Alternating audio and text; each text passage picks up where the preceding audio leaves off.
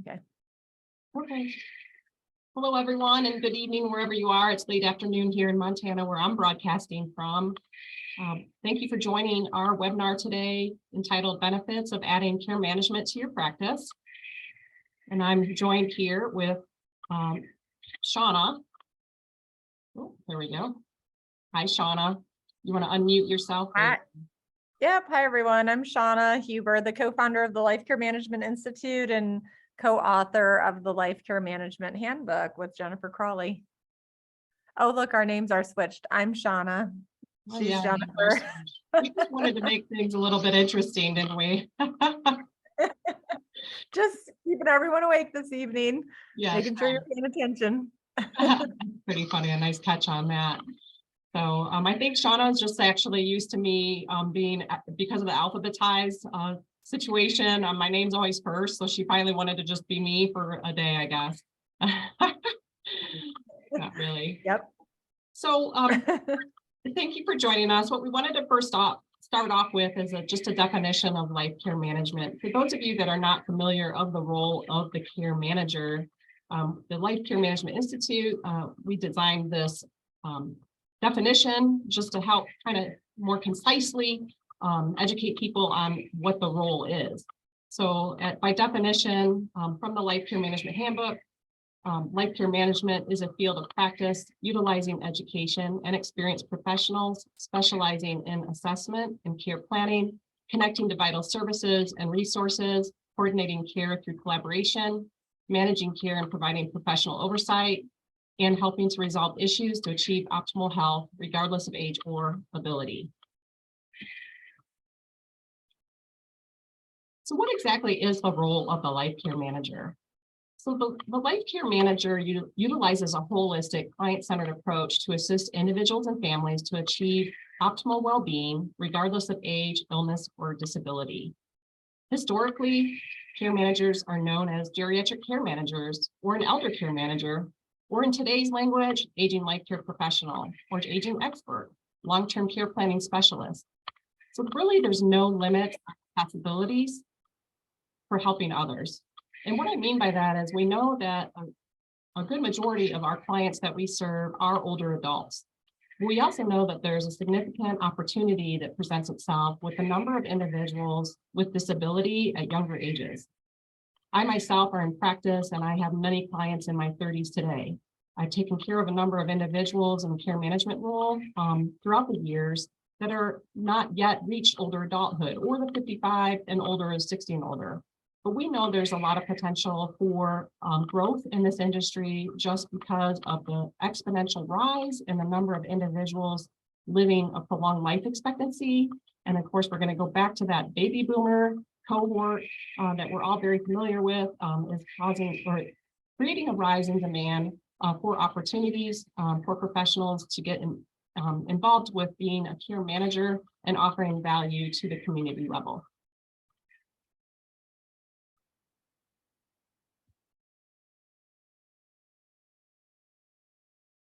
So I wanted to talk a little bit on this slide. Shanna and I both have not education as certified life care planners. The traditional role of a life care planner is to work on behalf of individuals that are involved in some type of legal matters pertaining to their catastrophic injury, personal injury case, or occupational injury, and medical malpractice too, and complex chronic health conditions as well. So we both have certification as life care planners, but we have something really uniquely in common because we don't see this a lot. We see ourselves being life care planners. We decided to both apply the methodology that we learned as life care planners and apply it to just the civilian or the non-litigation client. And so what we're able to do then is apply that methodology to elder care management. And so I just wanted to review that. Some of you that are joining us today might actually be life care planners currently in practice, designing life care plans to be used for the courts to understand the current and future care needs through life expectancy that helps allocate funds for lifelong care. And so those of us that are joining us that are life care planners, this webinar, of course, is appropriate for you as you're trying to see if this would be something that you would want to engage in, whether you want to add this as a practice to your practice, add this service as a practice to your practice as a diversification model, or maybe you want to change gears a little bit to do something more in the care management role. And so just wanted to offer this to those that are joining us and just kind of give that little background of Shanna and I and our unique background of us being certified life care planners, but both in practice as care managers. So how is life care planning and elder care management different from litigation life care planning? Well, for one, the life care plan in elder care management is typically an outcome of elder care and case management services. It's developed in collaboration with the individual and support system without regard to personal injury legal parameters. And some of those parameters, and without going into great detail about them, is the methodology used for the life care planner in litigation. There's a lot of things that are basically set by state jurisdiction and rules for the courts of how we can actually assign recommendations and allocate costs, and how we consider the payer sources involved with those costs that are put together in the life care plan. The life care plan in an elder care management case identifies all the community resources and healthcare options from which the individual and family may choose. It may be more restricted in the case of litigation life care planning. And so I wanted to give Shanna an opportunity to kind of give her 2 cents on this, and then we'll move on to give more of a broad view of how we can apply the care management model to any practice. Hi, yeah, I see there's a lot of life care planners here. So I think for myself, it's really helped me in depositions as well as testimony, because a lot of times they ask you, right, like, how many times have you implemented the plan?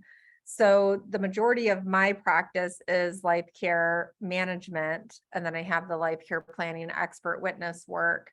But most of our clients are life care management clients, where we have the same exact assessment. You know, your assessment that you bring along with your client is the same for both parties, as well as the recommendations are the same with both parties. The main difference is that I explain to people is you're not costing out the cost out of pocket for their lifetime. You might be identifying this is something that insurance would cover, or this is something that is paid out of pocket. This is the estimated cost, but you're not like putting a life expectancy and like replacement values and all of that. You're just identifying those resources.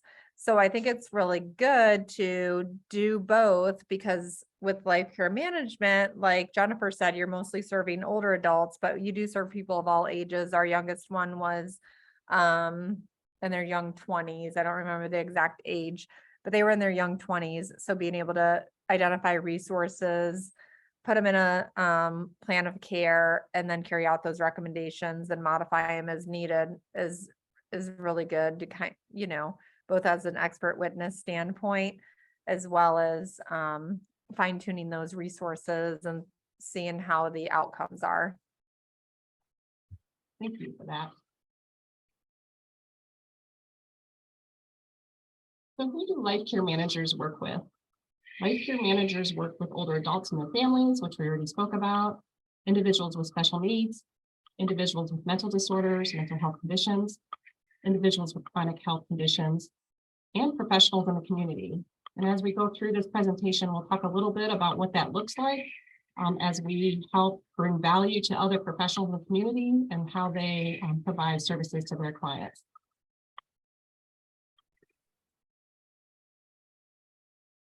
Before we do that, I want to just kind of, again, review what does a life care manager do. Shanna honed in a little bit on how the methodology doesn't really change from us being a certified life care planner to delivering the care at the community level for like the elder care client, for example. We still have a methodology that's very consistent, and we use it, and that's what helps us hone our skills and be confident in what we're doing, and also provide efficient value to the client. And so the assessments, comprehensive assessments is what we often do when we're starting a case, or any case. We have to learn about the individual.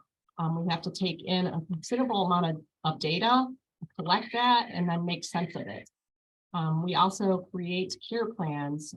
We plan for how to prioritize care needs and how to plan for the efforts that we're going to take on the behalf of the client if that's what's needed. We also provide a significant level of coordination of care, like we mentioned already. We're understanding what the community needs or what the needs are, and then helping coordinate the care needs through the resources available in the community. So again, having a very good understanding of what's available in your area or where the client you're serving is very helpful in moving forward. We provide advocacy, which basically just trying to be the strong voice for the client or help them make sure that they're getting their questions addressed at the doctor's visit, and especially in cases involving cognitive impairment or memory loss. It's really important to have someone there to be able to communicate to the medical providers or the team members of what's been happening with the client, and then also be on the lookout for anything like reviewing medications and seeing whether there's side effects that are really causing more problems or more risk than benefit. Doing that, we're attending medical visits and accompanying those individuals to whatever healthcare visits are appropriate.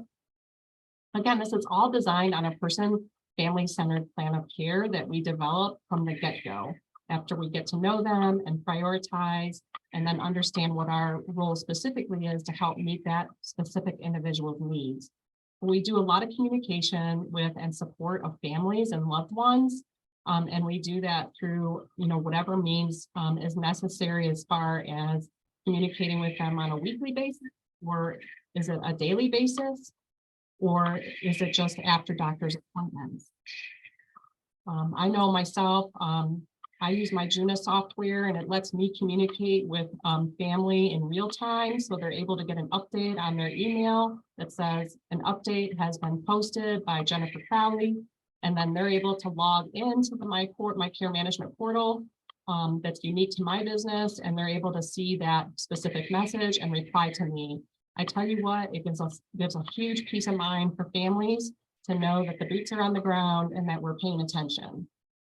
And anymore in today's world of healthcare and long-term care, we know that it's vital to have someone be paying attention and helping advocate for the individuals that are in our long-term care settings, or maybe are having difficulty with complex chronic health condition management.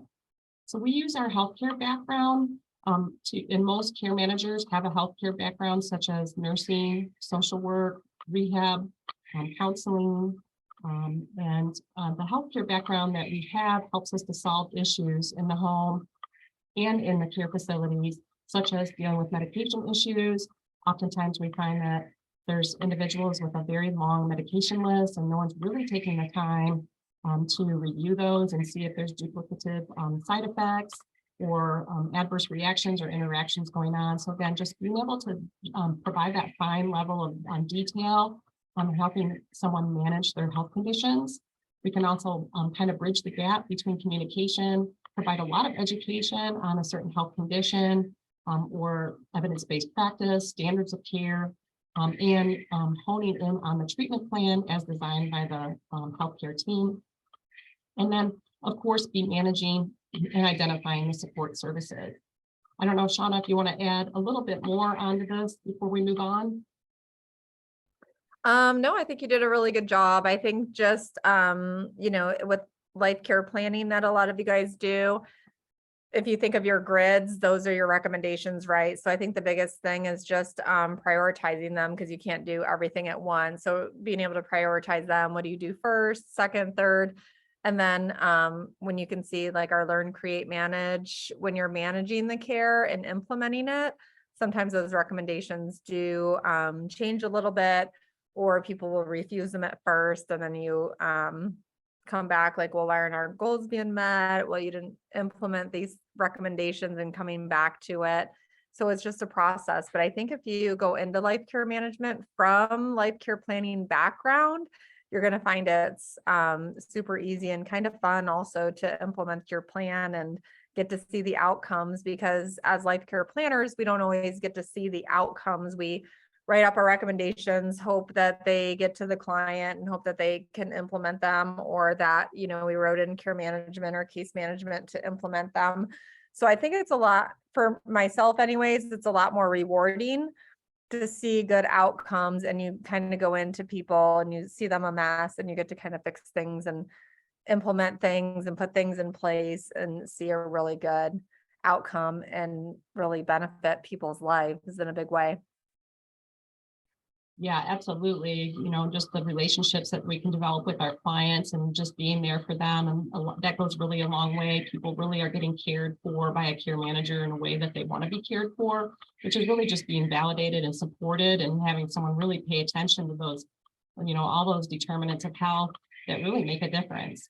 And so we know that this process can be somewhat complicated because we have to, like we said, we are learning a lot of information about the client.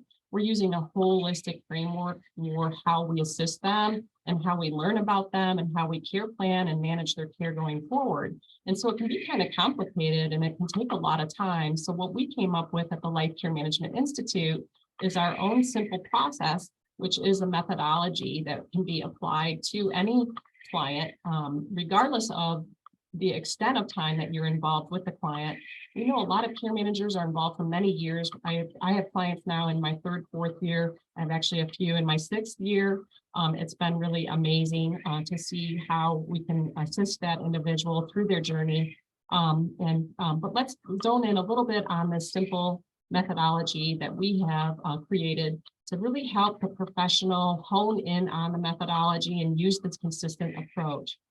So we call it Learn, Create, Manage, which is nicely starts with the LCM, which stands for Life Care Manager. The Life Care Manager first learns about the client by understanding the situation through the comprehensive assessment.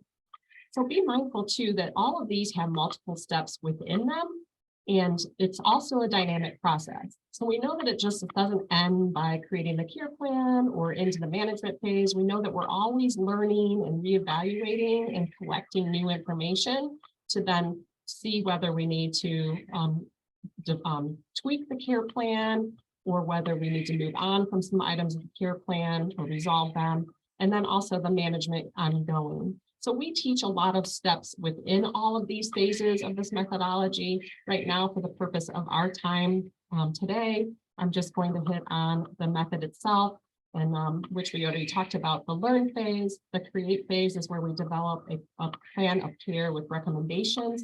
This is where we see those SMART goals coming in, so we understand what the situation is, and we can immediately get to work designing kind of a needs list, and then setting goals with our intended outcomes and our action items to take for achieving those goals. And then the management is where we implement the plan of care and we monitor progress.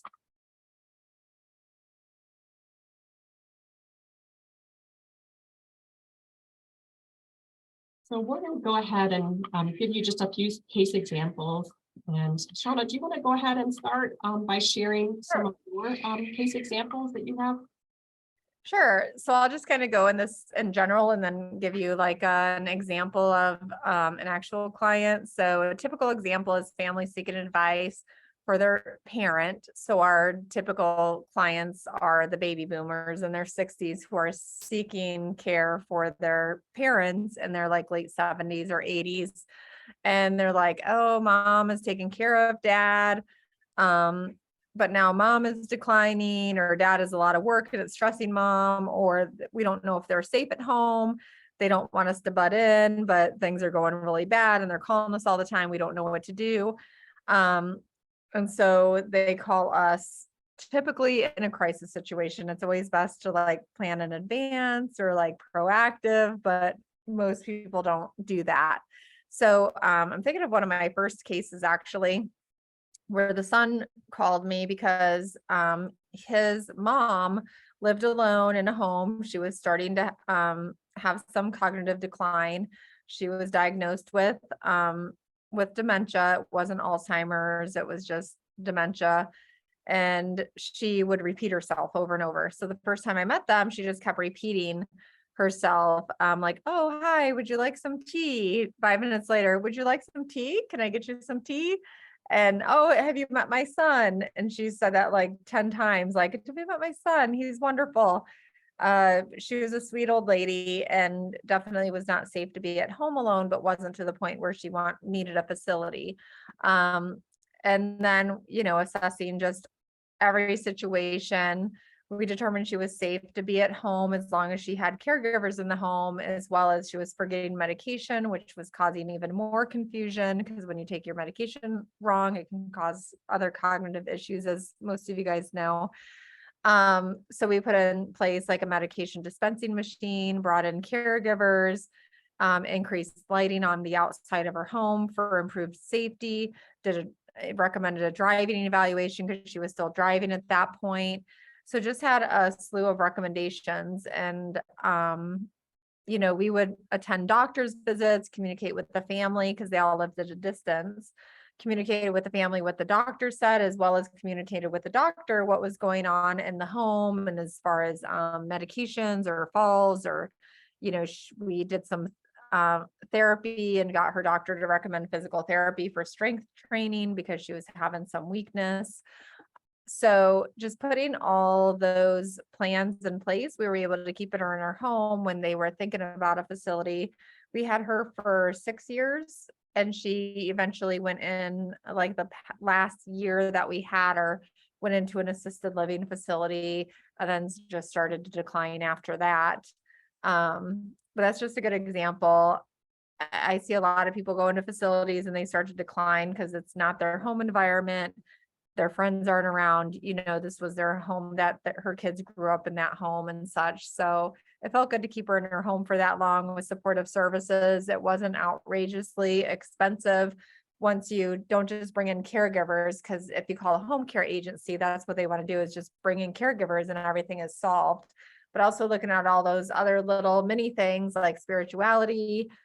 She used to go to church every Sunday. We're able to get her back into church and have a communion brought to her home, and other things that really brought quality of life to her. Okay, thank you for that. I'll go ahead and talk a little bit about the solo ager, because this is an individual that is typically growing older without any next of kin or powerful advocate or family member that's involved. Typically, they're unmarried, or they're, they just don't have any children nearby, or they don't have any children at all. And so the solo ager becomes really important for the care manager, because we're often brought in, especially when there's been a sudden shift in health, and the individual is now basically looking at having no choice but to hire help. And so this individual also needs typically someone to take over being that advocate and that strong voice for them and help navigate the system. It's really important for solo agers to have a strategy for pre-event, and you have to define everyone has their own definition of what an event means.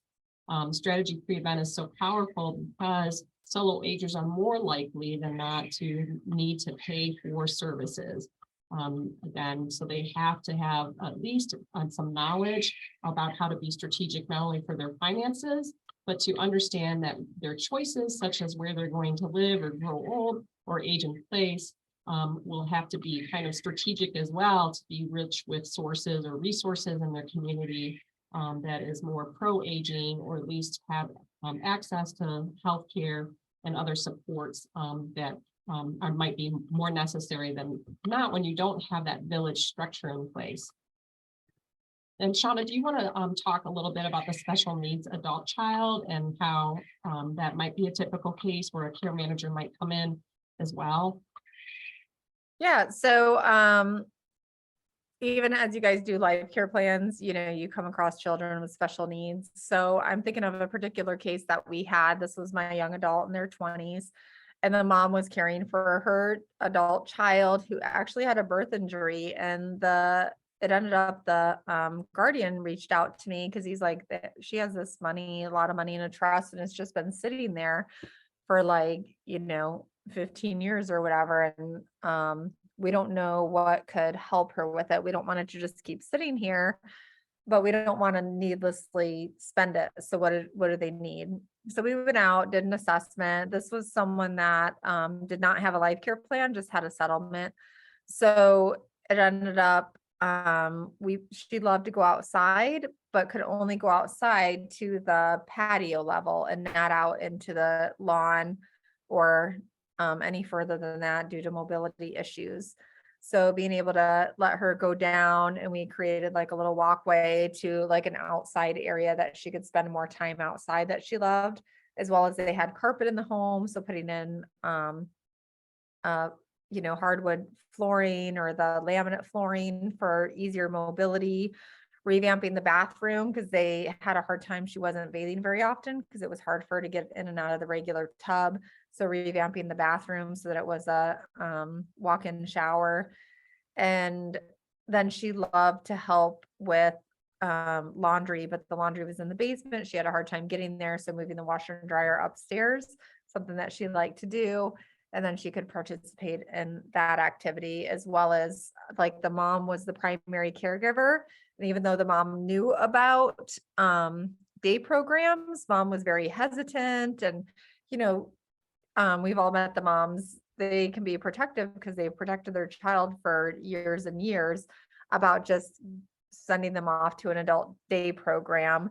So helping the mom to just identify the adult day programs, talk her into like, well, let's just do a few hours once a week, bring her in there. And then once she saw that she loved it so much, she went to the day program twice a week, which was really helpful for the mom too, to just have some relief that she knew she needed, but moms, we kind of grunt through some things even for the benefit of our child. So that was really beneficial to the mom as well, to have some respite from that. And so that was a good outcome. Oh, sorry, Jennifer, you're muted, I think.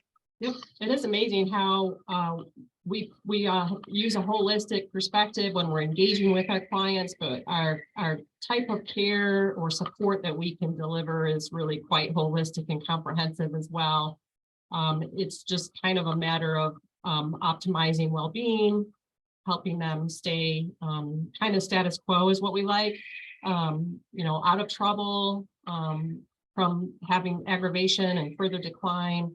It really runs all over the place. I know just the last few days I was spending a great deal of time helping one of my elder clients with no family around get his dead battery jump started. And we've since added car maintenance to our portfolio of services that we will provide for him. We didn't have it on our radar to actually go start his car for him. We are under the assumption incorrectly. And so now we know that he wasn't actually starting his car. So that therefore the dead battery, but it can run all over. Most of the time we're using our knowledge to really help hone in on some of the difficult, more healthcare management aspects. But sometimes it's the little things that really add up to bring peace of mind to the client and help resolve issues that are bugging them and actually causing more stress. And we know stress is actually a bad thing for health as well. So. Yeah, and I would say that implementation is kind of a double-edged sword, right? It's like fun to like implement and see the benefit, but it can also be really hard because it's so easy to like write recommendations. It's the explaining why it's beneficial and kind of talking people into changing their behavior in order to get those outcomes that they want, which is even more rewarding when they do it, but it's kind of fine-tuning that. That can be hard, but it can also be a lot of fun once you get them to agree to it and they can see how that benefits them. Yeah, it's like a dance. So we talked a little bit at the beginning of like, who do life care managers work with or for? And so this is the part where we're going to help you focus in on the other professionals, which we often refer to as stakeholders. So the other professionals that we may actually get referrals from or work with in collaboration with, I would say most often we're collaborating or we're multidisciplinary, but we also are doing a unique role. So a lot of the stakeholders, not only at the national level, regional level, and local level, have a dependency on knowledgeable and capable professionals in the community to assist with a lot of the situations that are happening with those that have chronic health conditions or experiencing a new health condition, or those suffering with dementia, or you name it, anything that's changing the trajectory of how their health outcomes are. So I'll talk a little bit about these stakeholders because they're very important for the network of the care manager, because you're probably going like, well, how am I going to get work? Which means a referral, right? And so we can also know that we may have to reach out to these professionals ourselves to help deliver the holistic care that the client needs. And so we may identify, oh gosh, you need some help with some estate planning. So we're going to connect you and give you a lot of information. Hopefully we'll be assisting you to make an informed decision of which attorney to choose. Here's what we know is available locally. But a lot of times too, we're getting referrals from attorneys. Attorneys might be, and I'll let Shanna give some feedback on this as well. So an attorney might need our services to do such things as comprehensive assessments for maybe a guardianship proceeding or a guardianship that's currently in place right now, and having to have a visitor that is also knowledgeable about how to complete an assessment in an efficient manner, but can also write a report that is used by the courts potentially. And so we also know that the financial advisors will often be privy to a lot of information that's normally private or not disclosed to randomly to other people. And so they may have knowledge before others do of a sensitive subject that's in the home, such as someone suffering from memory loss or other health condition that otherwise people are avoiding talking about. And so I know I've gotten several referrals from financial advisors in my community because they learned of the situation and they honed in on, trying to help their client, but know that it's not in their scope of practice to do the more comprehensive care management model. Trust officers too. Right now I'm reporting to a trust officer who for a special needs trust for somebody that has a disability from birth.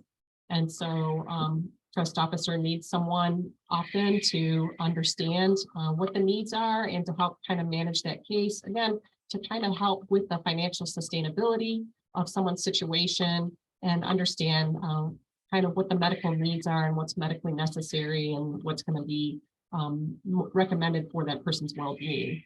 We also have some insurance companies that will look for care managers to get involved to again understand the situation and report back, help make a case make progress going forward, or help with the bump in the road that we're not just getting over.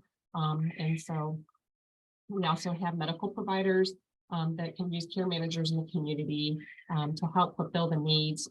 Care managers in the community are the ones typically going in and being able to really observe these social determinants of health that are really impactful when you're trying to reach goals or reach health outcomes.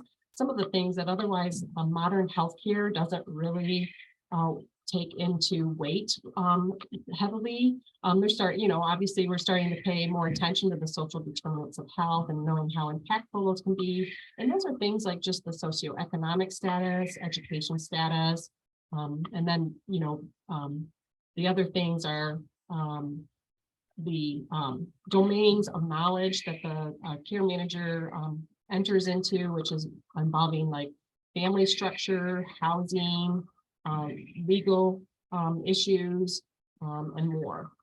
So we're really tangled into a lot of the scene of a person's life, and we become very knowledgeable about that. And so we can develop an understanding of what that individual needs to help kind of move forward. But also likewise, we can help other professionals move forward with their case by just providing our own services. So, and the courts too, again, court-appointed care management is not out of the realm. I have a current case right now where I was court-appointed as a care manager. And so, again, it just runs all over. Shanna, do you want to give a little bit how you've worked with other professionals? Well, I kind of want to move on because there's a whole, like, we could just do like a whole webinar just on marketing and like who uses our services and why. So we have a whole PowerPoint and class on that. That's like a 45-minute class, as well as a whole chapter in our book dedicated to that. So I don't want to really get into the weeds so much. I would like to move on because I want to be respectful of everyone's time. And I think what I want to get into is the benefits monetarily to adding this to your practice, because when you diversify, your practice is more sustainable. So I'll give an example of my own practice. Like, I'm life care planner. I'm the expert witness. I have to do that work. But in the community as a life care manager, I'm not an expert witness. It's not all on me. I can teach other nurses or social workers to do the work. So I can educate them and contract with them or hire them as employees. I've done both. And then they're out doing the work, and I have that steady income, because we all know, like, life care planning, in 1 month you have, 4 life care plans, and the next 2 months you have none. And then all of a sudden you have 7 at once.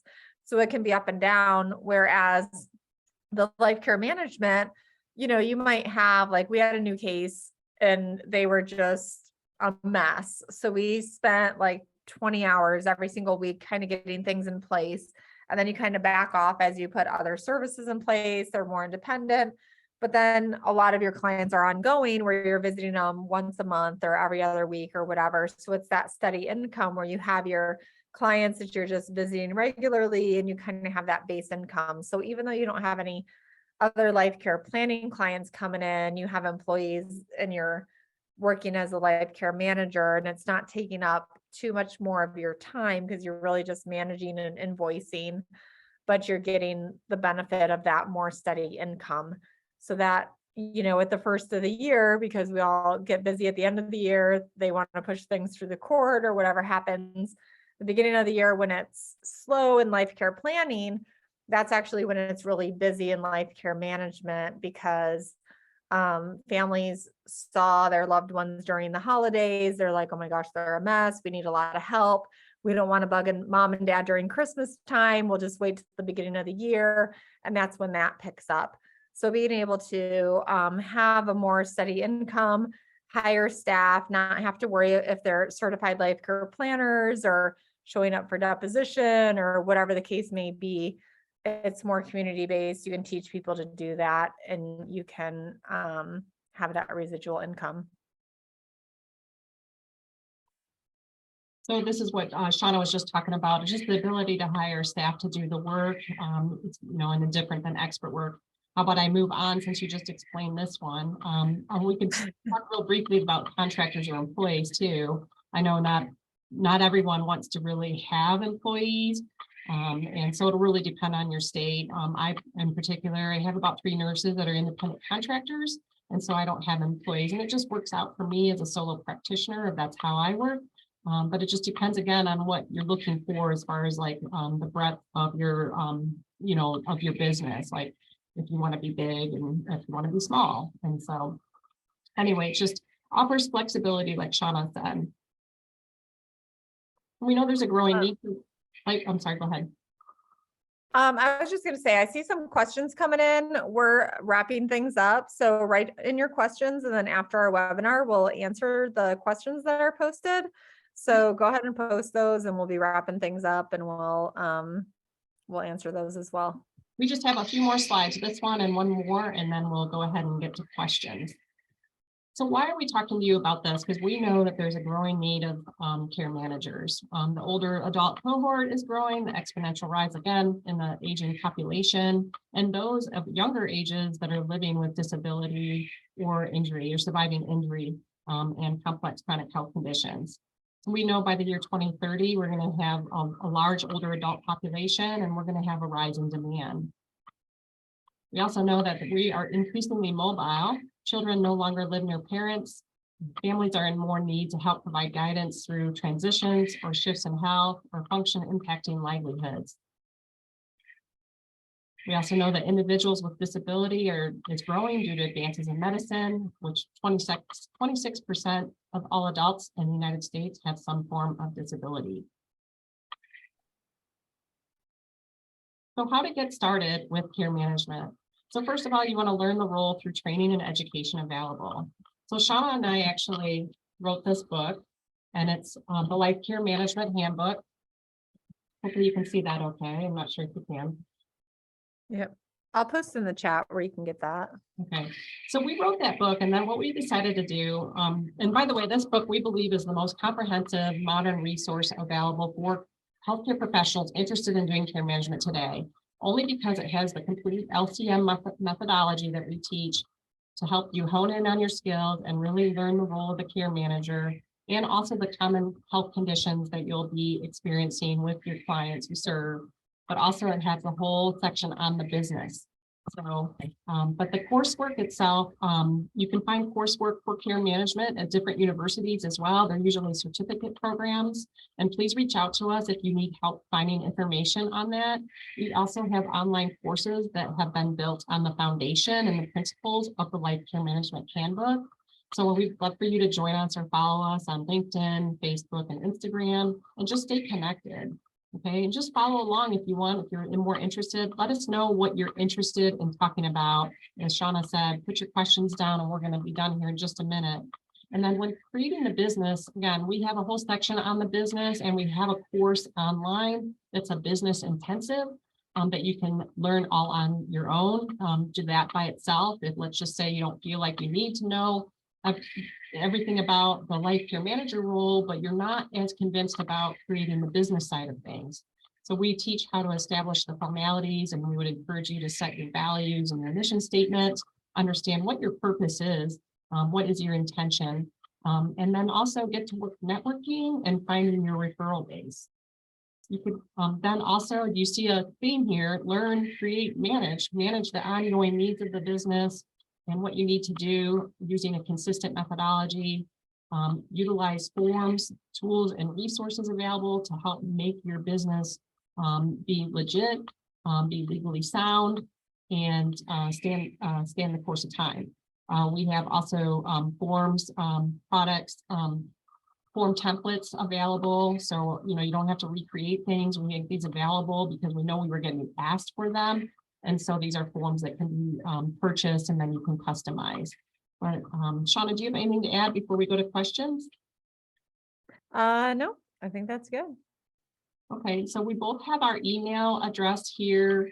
Go ahead and reach out to us. And then we also have our website where you can learn more, lcmexpert.com. So we value your feedback, and ready to take some questions. So I see one question is about wondering if long-term care insurance recognizes the care manager role and reimburses for the services. So they do, but most the older ones do, and it's called private case management. So private case management, I've seen it reimbursed to around $2,000 or $3,000 a year. So not a lot, but it can cover like the assessment and a little bit of coordination to help buffer that. But something else that we really market to financial advisors and other like estate planning attorneys and professionals is we will do an assessment and help submit part of our assessment, so that when they're ready to start, they've paid into long-term care insurance all these years. So when they're ready to start submitting that claim and collecting money, it is our report that does help with that reimbursement. And I'm proud to say, like, we have 100% claims where 100% of the assessments that we do and submit with the claims, they do get reimbursed and start that reimbursement process for their services. And then as far as liability insurance, the care manager is the same as a consultant because it's not hands-on care. So it's not nursing per se, because nursing is hands-on, like dressing changes, things like that. It is that of a consultant, because if they need anything, you're connecting them with services. If they need hands-on care, you're connecting them with home health and that sort of thing. So it is a similar insurance. And I know it can be really hard for general insurance liability companies to understand what you do. So I know we go to HSPO insurance, which is familiar with our type of work. And I know, Jennifer, you have a different insurance if you want to speak on that or have anything to add. Yep. So I go with pro liability insurance, and I have a consulting endorsement. And so Okay. Yeah, I know like before that, it was really hard for me to like find someone that understood what I did because everyone's like, wait, what do you do? And then they were trying to put like they try to fit you in a box, but they don't have the box in their toolbox. So HSPO is really good as well as Jennifer's. When you call them for the insurance coverage, they'll know what you do. So I would start there versus trying to find your own, like your general liability or business insurance type people. Anything else? are there any other questions there that you're seeing? Yeah, go ahead, Heather. Heather's Hi. Sorry. Hi. Now I'm in bed, but I was in like on my office before. I looked great, but now I'm just relaxing at the end of the day before dinner Good for mom. you. with the cats over there and the kids in the back. But so I created my own thing a few years ago when I left aging services at an organization in rehab and started my own consulting. And I do consulting with organizations, but I also do consulting with individuals and got all kinds of degrees and certificates and insurance and have and created and have clients and all that. Not too many though. I call it more support consultation because I don't want to take on complex care management because I'm still a family caregiver. The one thing, and I'm a member of ALCA, which some of us, I think we all, or that's how I found out about this Aging Life Care Association, and I bought their form book.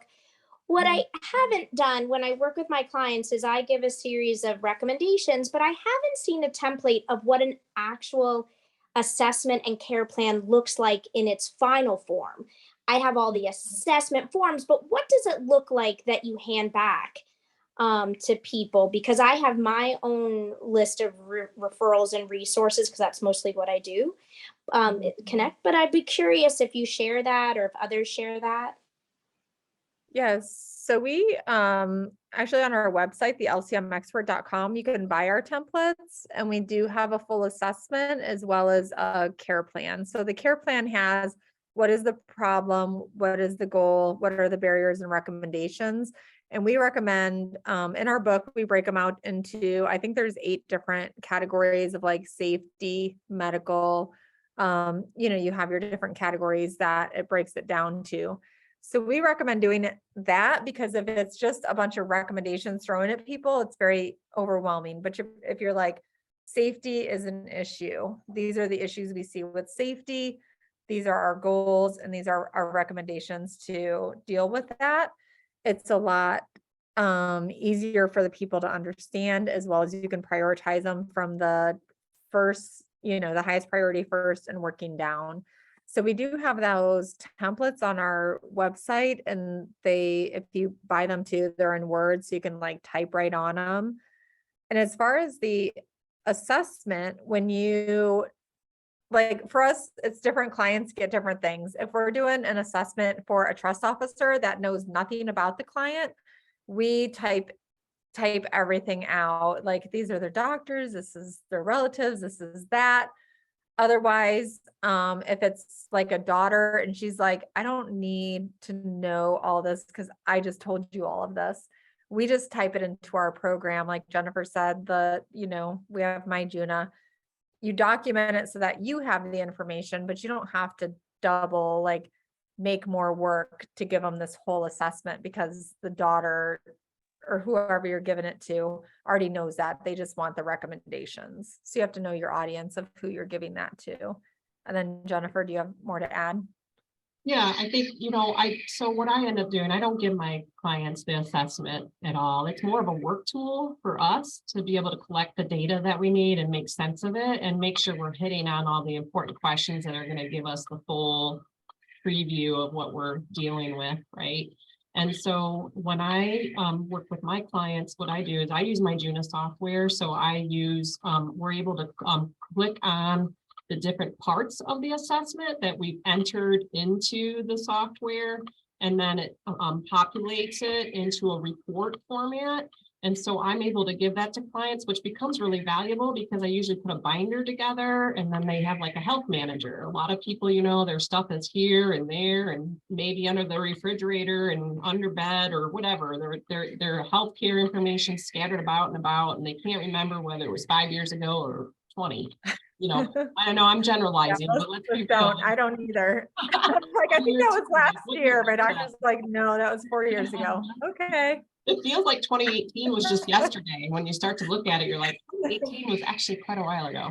But anyway, so I give that to the clients. What really becomes the working tool that lets us engage with the client to help change behavior if that's what's needed, or to know that we've evaluated the priorities and those goals, would be the care plan that gets printed out. And so we review that with them. And so it really kind of helps bring a familiarity, because it gets overwhelming when people say goals. Like, people just like get kind of scared of that word.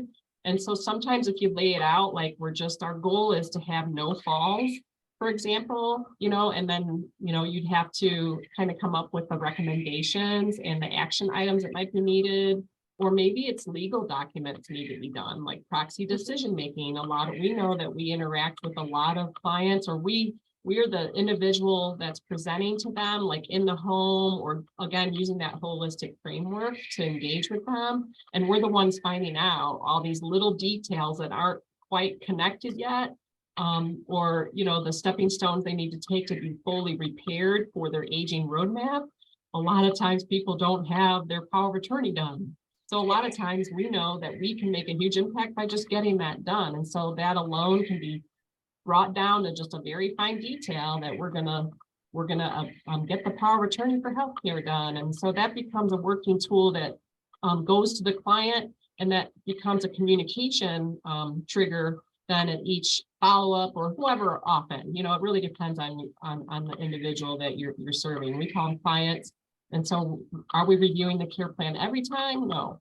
But we're reviewing it enough that we're saying, like, hey, guess what? We achieved this this right now. We can resolve this and move on to what's next, because we did it, you did it, and I'm proud of you, you know. So actually, like Shanna said, the reports that we write based on our assessments are typically the reports that anyone is seeing, are reports that's being requested by a stakeholder. And so it just depends on our system. Care management practices may vary a lot on how they do their intake, and kind of whether they provide a narrative summary so that all staff can see it.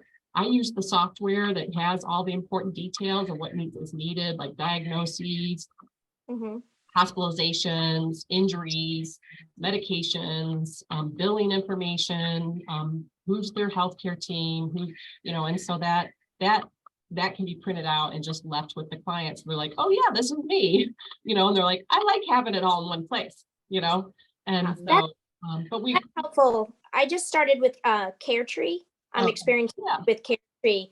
I think because with my stuff, and I don't want to take it, because I'm doing so, your case study was exactly the adult children contact me. I'm trying to also be thoughtful of their time. So I can write lots of long assessments and information, but then, you know, I bill by the hour. And so if really at the end of the day, what they need right now is some adult day and home care services, I'm going to get those referrals to them and make those introductions. And I don't want them to have to pay for the time for me to put in the administrivia if they're not interested in it. But at some point, someone is going to want it. So I'm, you know, someone's like, you know, a formal assessment would be nice. I'm like, really? You know, then you'd have to pay for it. And it was for a friend. So I'm like, then your friend would have to pay for it. So happy to do it. But I am aware of everything has a cost. So yeah. And like I said, it depends on your audience, like how much detail, because like we've had guardians and you would think like, hey, this is a guardian, he's in charge of their whole, this person's being. But then when we ask about what are, you know, when we start with the assessment, what are their diagnoses, the guardian doesn't even know their diagnoses. And they're like, well, I think when she gets stressed, she has incontinence. And you're like, do you mean stress incontinence? Like, this is an actual case. Well, yeah, when she gets stressed, she has, and you're like, well, that's not what stress incontinence is like. So we're starting from like the basics of this is your ward's diagnoses, and this is what the diagnoses mean. And like really starting with the basics of education of what that is. So I think it's different for everyone, right? Depends on, when you are doing the intake, who you're doing the intake with, their knowledge of what they're telling you, and then your findings and how you're going to educate them with those findings. All right. Well, I appreciate everyone showing up, and it looks like there's no more questions. You guys know how to contact us to buy the book or the forms, or to take any classes. You can do classes individually or a group of classes. You can go to lcmexpert.com. You can email Jennifer at lcmexpert.com or Shanna, SHANNA at lcmexpert.com. And we can get back with you with any questions that you have. And I appreciate you all joining us and taking your time at the evening. So much, and be on the lookout for an email coming from us. And it'll be a holiday offer, a Black Friday offer that's going to be extended exclusively for those of you who participated tonight. So thank you so much, and hope you'll consider joining us in this growing industry of care management. Thank you. Thank All you right, so Thanks, much. guys. guys. Appreciate you so much.